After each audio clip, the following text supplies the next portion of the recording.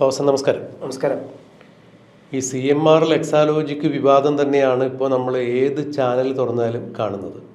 ഇപ്പോൾ കൂടെ ചന്ദ്രശേഖരൻ്റെ മറ്റേ പ്രോസിക്യൂഷൻ നടപടികൾ സർക്കാർ അനുവദിച്ചതുമായ ഇത്തരം വാർത്തകൾ. CMR എക്സാലോജിക്ക് വീണ വിജയൻ, മുൻ മുഖ്യമന്ത്രി പിണറായി വിജയനൊക്കെ ചാനലുകളിൽ നിരന്തരം നിറഞ്ഞു നിൽക്കുന്നു. ED ആകട്ടെ അവരുടെ ഉദ്യോഗസ്ഥരെ അവരാക്രമിക്കപ്പെട്ടതിന് ശേഷം പൂർവാധികം ശക്തിയോടുകൂടി തന്നെ അന്വേഷണം മുന്നോട്ട് കൊണ്ടുപോകുന്നു. അത് ഉദ്യോഗസ്ഥരെ ആക്രമിച്ചതിൻ്റെ പേരിലാണ് എന്ന് ഞാൻ വിശ്വസിക്കുന്നില്ല. എന്നാൽ അതിനുശേഷമുള്ള EDയുടെ അന്വേഷണ രീതി കാണുമ്പോൾ തീർച്ചയായും ഇനി രണ്ടാലൊന്ന് കണ്ടിട്ടേ അല്ലെങ്കിൽ ഒരു കരയ്ക്ക് അടുപ്പിച്ചിട്ടേ ഞങ്ങൾ പിറകോട്ടുള്ളൂ എന്ന മട്ടിലുള്ള അന്വേഷണം നടക്കുന്നു. ഇപ്പോൾ ഇവിടെ പുതിയ ഒരു വെളിപ്പെടുത്തലാണ് വന്നുകൊണ്ടിരിക്കുന്നത്, അല്ലെങ്കിൽ കണ്ടെത്തലാണ് വന്നുകൊണ്ടിരിക്കുന്നത്. ED മെയ് 27-ാം തീയതി വീണ വിജയൻ്റെ വീട് റെയ്ഡ് ചെയ്യുമ്പോൾ അവിടെ നിന്ന് അവരുടെ ബാങ്ക് സ്റ്റേറ്റ്മെൻറ്റുകളൊക്കെ എടുത്തുകൊണ്ട് പോയിട്ടുണ്ടായിരുന്നു. അതുപോലെ അവരുടെ ഫോൺ കടത്തിക്കൊണ്ടുപോയി. അപ്പോൾ അന്ന് 18.86 കോടി രൂപ, ഏതാണ്ട് 19 കോടി രൂപ ED മരവിപ്പിച്ചിട്ടുണ്ടായിരുന്നു. അത് താൽക്കാലികമായി മരവിപ്പിച്ചതായിരുന്നു. എന്നാൽ ഇപ്പോൾ അഡ്ജുഡിക്കേറ്റിംഗ് എന്നുള്ളത് മാറ്റണേ, അഡ്ജുഡിക്കേറ്റിംഗ് കമ്മിറ്റിക്ക് ഇപ്പോൾ അത് സ്ഥിരപ്പെടുത്തണം, ഈ മരവിപ്പിക്കൽ സ്ഥിരപ്പെടുത്തണം എന്ന് കാണിച്ചുകൊണ്ട് ED റിപ്പോർട്ട് നൽകിയിരിക്കുന്നു. അതായത് ഈ 19 കോടി രൂപയോളം മരവിപ്പിച്ചത് അത് സ്ഥിരമായി മരവിപ്പിക്കണം എന്ന് കാണിച്ചുകൊണ്ട് ED റിപ്പോർട്ട് കൊടുക്കുമ്പോൾ തീർച്ചയായും അന്വേഷണം മറ്റു രീതിയിലേക്ക് നീങ്ങുന്നു. ഇവിടെ മറ്റൊരു കാര്യം കൂടി എടുത്തു പറയത്തക്ക രീതിയിലുള്ളത്, മുഹമ്മദ് റിയാസ്, അതായത് വീണയുടെ രണ്ടാം ഭർത്താവ് മുൻ പൊതുമരാമത്ത് വകുപ്പ് മന്ത്രിയുമായ മുഹമ്മദ് റിയാസിനെ കൂടി ഈ വിഷയവുമായി ബന്ധപ്പെട്ട് ചോദ്യം ചെയ്യലിന് വേണ്ടി വിളിച്ചു വരുത്തും എന്ന് പറയുന്നു. സമൻസ് അയച്ചിരിക്കുന്നു എന്നാണ് അറിയാൻ കഴിയുന്നത്. അതിൻ്റെ കാരണം ഈ വീണയ്ക്ക് കിട്ടിയിരിക്കുന്ന ഈ പണം ഏത് തരത്തിലാണ് വിനിയോഗിച്ചിരിക്കുന്നത്. ബാങ്ക് വഴി കൊടുത്ത പണം ബാങ്കിൽ നിന്ന് വിഡ്രോ ചെയ്തിട്ടുണ്ട്, അത് കണ്ടെത്തിയിട്ടുണ്ട്. എന്നാൽ ഈ പണം എവിടെ വീണ്ടും നിക്ഷേപിച്ചിട്ടുണ്ടോ അല്ലെങ്കിൽ ഏത് തരത്തിൽ ചിലവഴിച്ചോ, അങ്ങനെ ചിലവഴിക്കുമ്പോൾ വീട്ടുകാർക്ക് കൂടി ആ വിനിമയത്തിൽ പങ്കുണ്ടോ എന്നുള്ളതെല്ലാം ED അന്വേഷിക്കുന്നു. അതിൻ്റെ ഭാഗമായി വീണയുടെ ഭർത്താവായ മുഹമ്മദ് റിയാസിനെ കൂടി വിളിച്ചു വരുത്തുന്നു എന്നുള്ളതാണ് നമുക്ക് മനസ്സിലാക്കാൻ കഴിയുന്നത്. ഇവർ സംയുക്തമായി മറ്റെവിടെയെങ്കിലും അക്കൗണ്ട് ഇവർക്കുണ്ടോ, അവിടെ നിക്ഷേപിച്ചിട്ടുണ്ടോ എന്നൊക്കെയുള്ള രീതികളാണ് EDയുടെ ഭാഗത്തു നിന്നും ഉണ്ടാകുന്നത്. ആകെ സംഭ്രമജനകമായ ഒരു അന്വേഷണമാണ് നടക്കുന്നത്. എങ്ങനെയാണ് ഫവാസ് ഇതിനെ നോക്കിക്കാണുന്നത്? ഇപ്പം ഇത് നമ്മൾ സംസാരിക്കുന്നവരെ ED ഏകദേശം വീടിൻ്റെ കയ്യിൽ നിന്ന് പിടിച്ചെടുത്തുള്ള 18.36 കോടി രൂപയാണ്. അത് ഓൾറെഡി മരവിപ്പിച്ച് കഴിഞ്ഞു.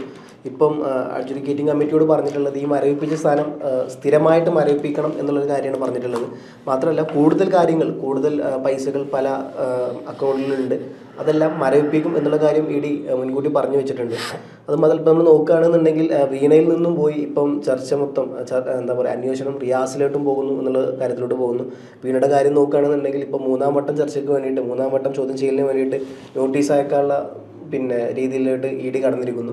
മറുവശത്ത് ഈ പറഞ്ഞ പോലെ റിയാസിനെയും ചോദ്യം ചെയ്യണം എന്നുള്ള കാര്യങ്ങൾ വരുന്നുണ്ട്. ഇതിൻ്റെ എല്ലാം പുറമെ SFI അന്വേഷിച്ചിട്ടുണ്ടായിരുന്നത് 2012 മുതലുള്ള ആർക്കൊക്കെ പണം കൊടുത്തു, ഏതൊക്കെ മുഖേന്ദ്ര പണം കൊടുത്തു, എത്രയൊക്കെ പണം വന്നു എന്നുള്ള കാര്യങ്ങൾ SFI അന്വേഷിച്ച് തുടങ്ങിയത് 2012 മുതലാണ്. അപ്പോൾ ED ഇപ്പോൾ പറയുന്നത് അത് മാത്രം അന്വേഷിച്ചാൽ പോരാ, 2009 മുതലുള്ളതുകൾ അന്വേഷിക്കണം എന്നുള്ള തരത്തിലോട്ടാണ്. അതിനർത്ഥം കാര്യങ്ങൾ വളരെ കൃത്യമാണ്. ഈ പറഞ്ഞ പോലെ സർക്കാരിനെ മൊത്തമായിട്ട് ഈ സാധനം കൊടുക്കും എന്നുള്ള കാര്യം തന്നെയാണ്. മുൻ സർക്കാരിനെ, പിണറായി വിജയൻ സർക്കാരിനെ മൊത്തമായിട്ട് ആരൊക്കെ വാങ്ങിച്ചിട്ടുണ്ട് എന്നുള്ളത് 2009 മുതൽ തുടങ്ങിയിട്ടുള്ള കാര്യങ്ങളെ അന്വേഷിക്കണം എന്നുള്ളതാണ് ഇപ്പോൾ ED പറയുന്നത്. ഇപ്പോൾ ഒന്ന് ഇടപെട്ട് സംസാരിക്കുകയാണ് ധരിക്കേണ്ട. ആരൊക്കെ വാങ്ങിച്ചിട്ടുള്ളത് എന്ന് പറയുമ്പോൾ അത് നല്ല ഭംഗിയായ ഒരു ഡയറിയിൽ CMRൻ്റെ കർത്തയുടെ ഡയറിയിൽ എഴുതി വെച്ചിട്ടുണ്ട്. OC ഇത്ര, RC ഇത്ര, KK ഇത്ര, PV ഇത്ര, പിണറായി വിജയൻ ഇത്ര എന്ന് വേണ്ട.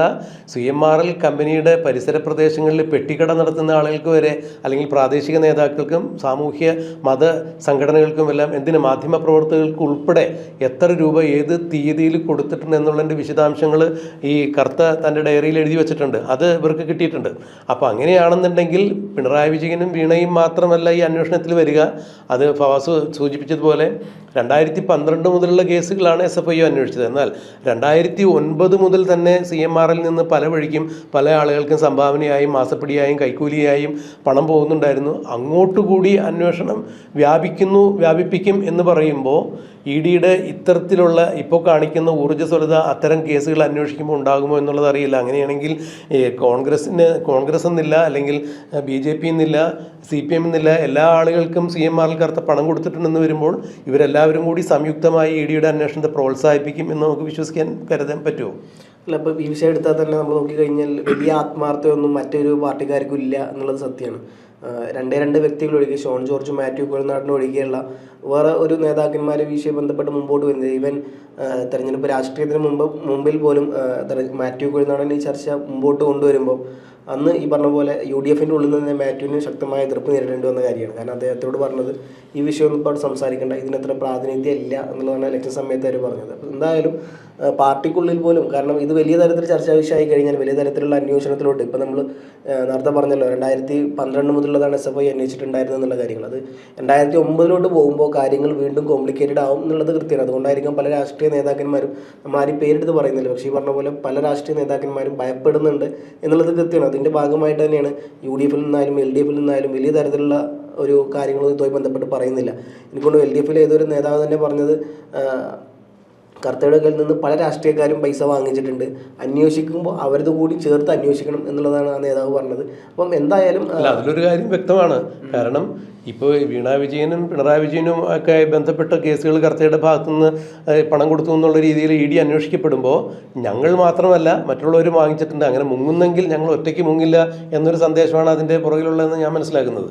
അപ്പോൾ എന്തായാലും ആ വിഷയത്തിൽ വീണ വിജയൻ മറ്റേ CMRൽ ബന്ധപ്പെട്ട കരിമണൽ കേസിൽ എന്തായാലും പിണറായി വിജയനിലോട്ട് എത്തുന്നുള്ളത് കൃത്യമാണ്. അപ്പോൾ അവർ മുങ്ങുന്നുള്ളത് അവർക്ക് ഉറപ്പാണ്. അപ്പോൾ അവർ മുങ്ങുമ്പോൾ സ്വാഭാവികമായിട്ട് ബാക്കിയുള്ളവരെ പിടിച്ചിട്ട് മുക്കുക എന്നുള്ളത് കൃത്യമാണ്. അതോ കാരണം അദ്ദേഹം ബാക്കിയുള്ളവരുടെ പേരവിടെ എഴുതി വെച്ചിട്ടുണ്ട്. അപ്പം അതിൻ്റെ ഭാഗമായിട്ടാണ് ഇപ്പോൾ 2009 മുതലുള്ള കേസുകൾ ആർക്കൊക്കെ പണം കൊടുത്തു, എത്രയൊക്കെ കൊടുത്തു, ഏത് സാഹചര്യത്തിൽ കൊടുത്തു, എന്തിന് കൊടുത്തു, അതിൻ്റെ സോഴ്സ് എന്താണ്, ഉറവിടം എന്താണ് എന്നുള്ള സർവ്വ കാര്യങ്ങളും 2009 മുതലേ ഉള്ളത് പിന്നെ അന്വേഷിക്കുന്നതാണ് ഇപ്പോൾ നിലവിൽ ED പറയുന്നത്. അപ്പോൾ എന്തായാലും 2009 മുതൽ 2012 വരെയുള്ള കാലയളവത്തെ മൊത്തം അന്വേഷിക്കും.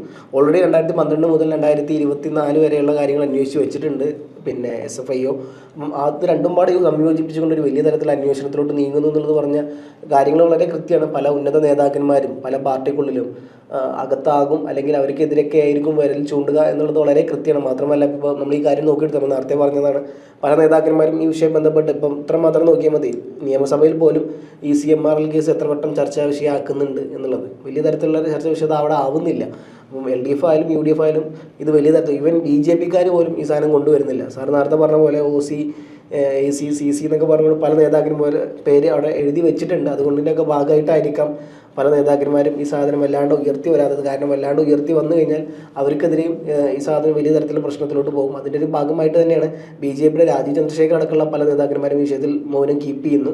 ആകെ സംസാരിക്കുന്നത് ഒരു ഷോൺ ജോർജും പിന്നെ ഒരു മാത്യു കുഴൽനാടനും മാത്രമേ ഉള്ളൂ. അല്ല, പല നേതാക്കന്മാരും ഇതിൽ മുൻകൂർ ജാമ്യവും എടുത്തിട്ടുണ്ട്. ഫവാസെ മുൻകൂർ ജാമ്യം എടുക്കുന്നു പറഞ്ഞ വാക്കാൽ, അതായത് ഇലക്ഷൻ സമയത്ത് ഈ പറഞ്ഞ പോലെ പൈസ വാങ്ങുന്നത് സ്വാഭാവികപരമായ കാര്യങ്ങളാണ് എന്നുള്ള പല കാര്യങ്ങൾ. OC എന്ന് പറയുന്നത് ഉമ്മൻചാണ്ടിയാണ് അങ്ങനെ വിളിക്കപ്പെട്ടിരുന്നത്. അപ്പോൾ ഉമ്മൻചാണ്ടി പണം വാങ്ങിയിട്ടുണ്ടെങ്കിൽ ഉമ്മൻചാണ്ടിയുടെ വ്യക്തിപരമായ ആവശ്യങ്ങൾക്ക് വേണ്ടിയിട്ടല്ല, അത് പാർട്ടി ഫണ്ടിലേക്കാണ്. ഏതെങ്കിലും നേതാക്കളായിരിക്കും പാർട്ടിക്ക് വേണ്ടി പണം പറ്റുക. അങ്ങനെ ഉമ്മൻചാണ്ടി വാങ്ങിച്ചിട്ടുണ്ട്. KK എന്ന് പറയുന്നത് കുഞ്ഞാലിക്കുട്ടിയാണ്, കുഞ്ഞാലിക്കുട്ടി സാഹിബും അത് സമ്മതിച്ചിട്ടുണ്ട്. അതുപോലെ RC രമേശ് ചെന്നിത്തലയും ഇതെല്ലാം പറയുന്നുണ്ട്.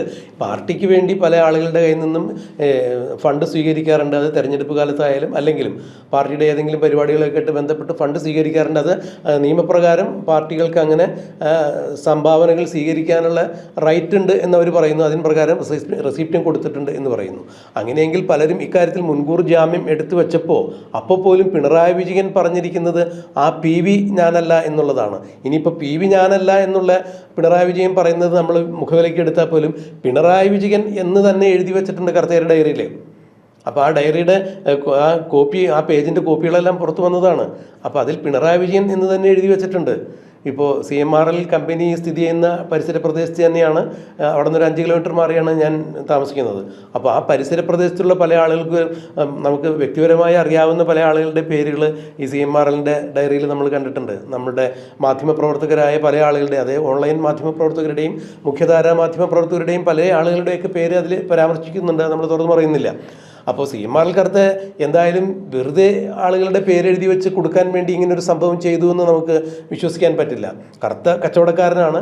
അപ്പോൾ കച്ചവടക്കാരൻ എന്ന രീതിയിൽ അങ്ങോർക്ക് ആ കച്ചവടം മുന്നോട്ട് കൊണ്ടുപോകണമെന്നുണ്ടെങ്കിൽ, വ്യവസായം മുന്നോട്ട് കൊണ്ടുപോകണമെന്നുണ്ടെങ്കിൽ അതിന് തടസ്സമില്ലാത്ത രീതിയിൽ അതിൻ്റെ അസംസ്കൃത വസ്തു ലഭ്യമാകുന്ന സ്ഥലത്ത് നിന്ന് ഉൾപ്പെടെയുള്ള കാര്യങ്ങൾ മുന്നോട്ട് സുഗമമായി കൊണ്ടുപോകണമെന്നുണ്ടെങ്കിൽ ആർക്കൊക്കെ പണം കൊടുക്കണം, അവർക്കൊക്കെ കറുത്ത പണം കൊടുത്തിട്ടുണ്ട്, അതൊക്കെ എഴുതിയും വെച്ചിട്ടുണ്ട്. അപ്പോൾ കറുത്തയും ഈ ഒരു കാര്യത്തിൽ അന്വേഷണം നടക്കുമ്പോൾ കൃത്യമായി നേരത്തെ ഫവാസ് പറഞ്ഞ പോലെ ഈ പണത്തിൻ്റെ ഉറവിടം എവിടെ നിന്നാണ്, ആർക്ക് എന്തിനു കൊടുത്തു, എന്താണ് അവരിൽ നിന്ന് കിട്ടിയ സഹായം എന്നൊക്കെ കറുത്തയും മറുപടി പറയേണ്ടി വരുമ്പോൾ ഇത് അക്ഷരാർത്ഥത്തിൽ ഒരു കുഴഞ്ഞു മറിഞ്ഞ കേസായി മാറുന്നു. എന്തായാലും ഇപ്പോൾ ഈ വീണയുടെ സ്വത്ത് കണ്ടെത്തൽ അല്ലെങ്കിൽ മരവിപ്പിക്കൽ ഇപ്പോൾ കണ്ടെത്തിയിരിക്കുന്ന ഏകദേശം 19 കോടിയിൽ മാത്രം പോരാ എന്ന് പറയുമ്പോൾ അത് സ്ഥിരപ്പെടുത്തണം എന്ന് അഡ്ജുഡിക്കേറ്റിംഗ് കമ്മിറ്റിക്ക് ഇവർ റിപ്പോർട്ട് കൊടുത്തിരിക്കുമ്പോൾ ഇവിടെ മറ്റൊരു കാര്യം കൂടി എടുത്തു പറയുന്നത് CMRLൻ്റെ ഉദ്യോഗസ്ഥരെ ചോദ്യം ചെയ്തതിൽ നിന്നും അവരുടെ പലരുടെയും ഈ സ്വത്ത് കണ്ടുകെട്ടിയിട്ടുണ്ട്, അതേ മരവിപ്പിച്ചിട്ടുണ്ട്. ഇനിയും അത്തരം നടപടികൾ മുന്നോട്ട് പോകുമ്പോൾ വീണ വിജയൻ്റെയും മുഹമ്മദ് റിയാസിൻ്റെയും കൂടുതൽ സ്വത്തുകൾ മരവിപ്പിക്കേണ്ടതുണ്ടോ എന്ന് ED അന്വേഷിക്കുന്നു. അങ്ങനെ വരുമ്പോൾ അന്വേഷണം വലിയൊരു സങ്കീർണാവസ്ഥയിലേക്ക് നീങ്ങുന്നു. എന്തായാലും പിണറായിക്കും വീണ വിജയനും മുഹമ്മദ് റിയാസിനൊന്നും ഇത് നല്ല കാലമല്ല. മുഹമ്മദ് റിയാസിനെ ചോദ്യം ചെയ്യാൻ വേണ്ടി സമൻസ് അയച്ചിരിക്കുന്നു എന്നാണ് അറിയുന്നത്. വീണയെ 3ാം വട്ടം ചോദ്യം ചെയ്യാൻ അടുത്ത ആഴ്ച വിളിച്ചു വരുത്തും എന്ന് പറയുന്നു. അപ്പോൾ കാര്യങ്ങൾ അത്ര സ്മൂത്തായല്ല പോകുന്നത് എന്ന് വേണ്ടേ കരുതാൻ. അതെ, മാത്രമല്ല നമ്മൾ ഓവറോൾ നോക്കുകയാണെന്നുണ്ടെങ്കിൽ ഈ പറഞ്ഞ പോലെ ആ ഒരു കുടുംബം മൊത്തം അച്ഛൻ, മകൾ, മരുമകൻ 3 പേരും അകത്ത് പോകുന്ന രീതിയിലോട്ടാണ് കാര്യങ്ങൾ പോകുന്നത്. അതിലിപ്പം റിയാസിൻ്റെ കാര്യത്തിൽ കൃത്യമായി എവിഡൻസ് ഒന്നുമില്ല. പക്ഷേ ഈ റിയാസിനെ ഈ കാര്യവുമായി ബന്ധപ്പെട്ട് സംശയനിഴലായിട്ടാണ് ED നിലവിൽ കണ്ടിട്ടുള്ളത്. അതുകൊണ്ട് മാത്രമാണ് ഇപ്പോൾ റിയാസിനെയും ചോദ്യം ചെയ്യലിന് വേണ്ടി വിളിക്കും എന്നുള്ള കാര്യങ്ങളോട് പോകുന്നത്. നിലവിൽ ഇതുവരെ വിളിച്ചിട്ടില്ല, പക്ഷേ എന്തായാലും വിളിക്കും എന്നുള്ള കാര്യത്തിലാണ് ED നീങ്ങുന്നുള്ളത്. 3ാം വട്ടം ചോദ്യം ചെയ്യലിന് വേണ്ടി വീണ വിജയനെ വിളിച്ചു കഴിഞ്ഞു. അപ്പോൾ ഇവർ രണ്ടുപേരും കഴിഞ്ഞാൽ അടുത്ത ടാർഗറ്റ് എന്തായാലും പിണറായി വിജയൻ തന്നെ ആയിരിക്കും. എന്തായാലും വരും ദിവസങ്ങളിൽ ഇത് വലിയ തരത്തിൽ പ്രശ്നത്തോട് പോകുമ്പോൾ നിലവിൽ ഇപ്പോൾ 18.36 കോടി രൂപ മാത്രമേ ഉള്ളൂ സീസ് ചെയ്തിട്ടുള്ളത്. ആ സീസ് ചെയ്തത് പെർമനൻ്റ് ആക്കണം എന്നുള്ളത് അഡ്ജുഡിക്കേറ്റിംഗ് കമ്മിറ്റിക്ക് വേണ്ടി മുമ്പിൽ ED കത്തയച്ചിട്ടുണ്ട്. അത് സ്ഥിരമായിട്ട് മരവിപ്പിക്കണം എന്നുള്ളത്, ഇനി യാതൊരു കാരണവശാലും അത് വിട്ടുകൊടുക്കാൻ പാടില്ല എന്നുള്ള തരത്തിലുള്ള സാധനം പോകുന്നു. മറുവശത്ത് കൂടുതൽ കാര്യങ്ങൾ ഫ്രീസ് ചെയ്യും എന്നുള്ള കാര്യങ്ങൾ ED വ്യക്തമാക്കുന്നുണ്ട്. അത് മാത്രമല്ല വീണ വിജയന് പുറമെ ഈ പറഞ്ഞ പോലെ റിയാസ്, അതുപോലെ തന്നെ അച്ഛൻ പിണറായി വിജയൻ പോലത്തെ ആൾക്കാരും ചോദ്യം ചെയ്യൽ വിധേയമാകുന്നുള്ളതും SFI നിലവിൽ അന്വേഷിച്ചിട്ടുള്ളത് 2012 മുതലുള്ള കാര്യങ്ങളാണെന്നുള്ളതും. പക്ഷേ ED പറയുന്നത് മാത്രം പോരാ, 2009 മുതലുള്ള കാര്യങ്ങൾ അന്വേഷിക്കണം എന്നുള്ളത്, അന്വേഷണ വിധേയമാക്കും എന്നുള്ളത് ED പറയുന്നു. അപ്പോൾ എന്തായാലും ഇത് ചെറിയൊരു കേസല്ല, ചെറിയൊരു സ്രാവ് മാത്രം, ചെറിയൊരു മീനല്ല, വലിയ സ്രാവ് ഇതിൻ്റെ പിന്നിലുണ്ട് എന്നുള്ളത് കൃത്യമാണ്. എന്തായാലും വരും ദിവസങ്ങളിൽ ഇതുമായി ബന്ധപ്പെട്ട കൂടുതൽ കാര്യങ്ങൾ നമുക്ക് എന്തായാലും അപ്ഡേറ്റ് ചെയ്യാം.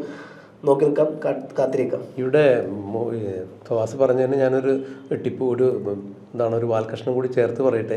ഈ കടലിന് ഒരു നയമുണ്ട്, അതിനൊരു നീതി ഉണ്ടെന്നാണ് പറയുന്നത്. ഇപ്പോൾ നമ്മൾ വമ്പൻ സ്രാവുകൾ അകത്തുണ്ട് എന്ന് പറയുന്നത് പോലെ കടലിനൊരു നീതിയുണ്ട്. അപ്പോൾ ആരെങ്കിലും കടലിൽ ചെന്ന് പെട്ട് കഴിഞ്ഞിട്ടുണ്ടെങ്കിൽ, അദ്ദേഹത്തിൻ്റെ ജീവൻ നഷ്ടമായിട്ടുണ്ടെങ്കിൽ, ആ കടലിൻ്റെ നീതിശാസ്ത്ര പ്രകാരം അത് 1ാം പക്കം അല്ലെങ്കിൽ 2ാം പക്കം, ഇനി അത് സാധിച്ചില്ലെങ്കിൽ 3ാം പക്കം കടലിന് വെളിയിലേക്ക് അത് എത്തിച്ചിരിക്കും എന്നാണ് പറയുന്നത്. അങ്ങനെയെങ്കിൽ ഇത് ഏതാണ്ട് സാഗരം പോലെ നീണ്ടുപോകുന്ന ഈ വീണ വിജയനും എക്സാലോജിക്കും ഒക്കെ ബന്ധപ്പെട്ടിട്ടുള്ള ഈ കേസിൽ 3ാം വട്ടം വീണയെ ചോദ്യം ചെയ്യാൻ വേണ്ടി ED വിളിച്ചു വരുത്തുമ്പോൾ അതിലൊരു തീരുമാനം ഉണ്ടാകുമോ എന്നുള്ളത് നമുക്ക് കാത്തിരുന്ന് തന്നെ കണ്ടറിയാം.